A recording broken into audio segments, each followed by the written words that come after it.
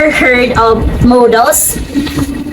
Well, to give you an idea, a modal verb is used along with main verb to express probability, possibility, ability, or necessity. Modal verbs can be used in different expressions. For example, can use for ability. We can use modal verbs such as will be able to, can, am able to, is able to, are able to, could, and was and were able to. I feel like I can't do this anymore. What? I think you still can do it. Would you like some ice cream? My treat. Let's go.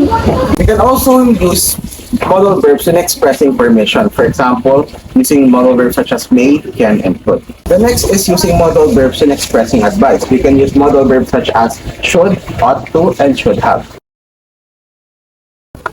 Oh, you're here. Mother, can I join the upcoming survey? Yes, you can. You should join because that's a great experience. Thank you, Mother. We can also use modal verbs in expressing necessity. For example, will have to, must have to, and has and had to. We can also use modal verbs in expressing the lack of necessity. For example, won't have to and don't have to.